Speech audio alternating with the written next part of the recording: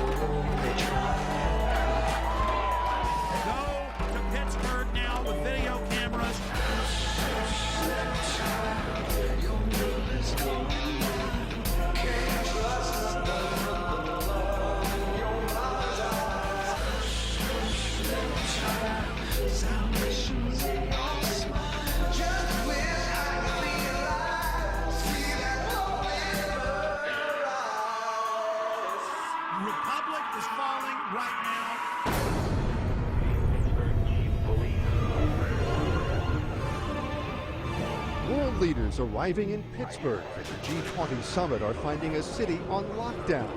The next moment, my eardrums were blasting, and as that happened, I basically turned around, saw about 40 riot police assisted by military. They're closing in. Run! Get out! I told you! This is what police say was what? You must leave immediately.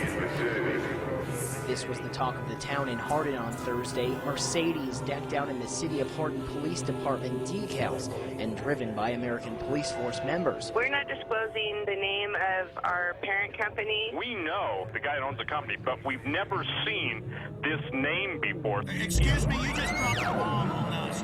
This is Red Dawn, foreign mercenary group admitted. Driving around doing police work with Hardin Police next to their American Police Force logos. This is insane.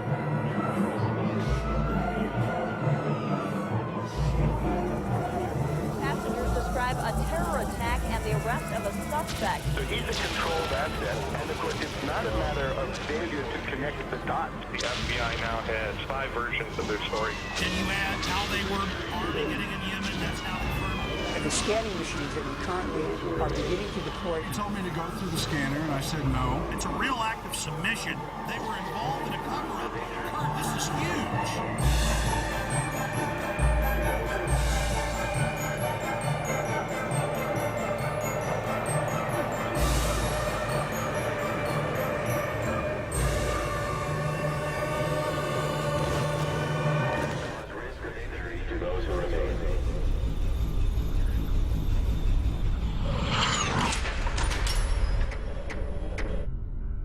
The Federal Emergency Management Agency coordinates the federal government's role in preparing for, preventing, mitigating the effects of, responding to, and recovering from all domestic disasters, whether natural or man-made, including acts of terror. Its beginnings can be traced to disaster legislation passed in 1803 to provide assistance to a New Hampshire town following a fire. Following a string of natural disasters in the 60s and 70s, President Jimmy Carter signed Executive Order 12127 and merged nearly 10 federal agencies into what we now know as FEMA. In March 2003, FEMA joined 22 other federal agencies to become part of Homeland Security. In 2005, Hurricane Katrina hit the Gulf Coast and most notably the city of New Orleans. Federal and local authorities encouraged those who could not evacuate the city to go to the Superdome to ride out the storm, where there would be assistance to take care of them. This is how your government cares for you. This is a FEMA camp.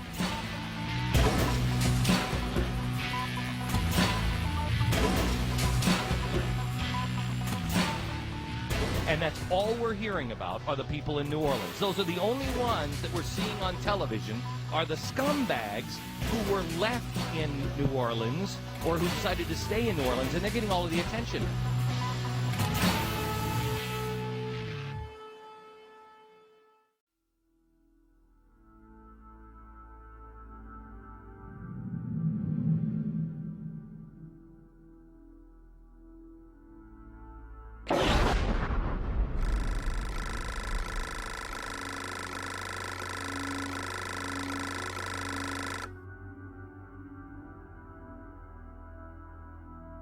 I have made 3 police state films.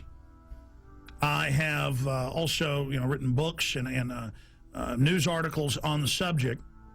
And the problem is when you cover FEMA camps is there's so much evidence, so many congressional hearings, so many news articles, so many documents. The problem is knowing where to start.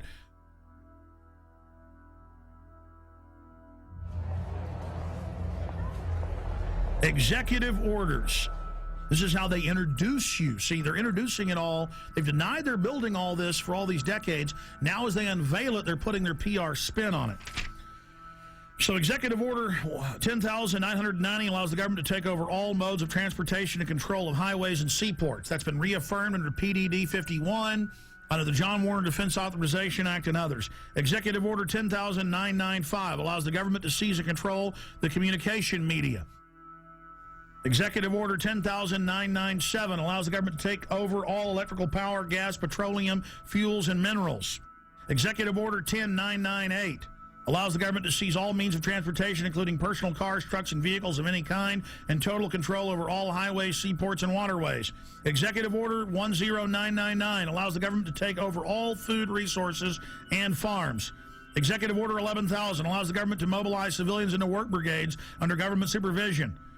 Executive Order 11,001 allows the government to take over all health, education, welfare functions. What's happening through the imploded economy that the foreign central banks are engineering? So they make you be beholden to the government. Designates the Postmaster General to operate a national registration of all persons. That goes on through the Selective Service. Executive Order 11003 allows the government to take over all airports, aircraft, including commercial aircraft.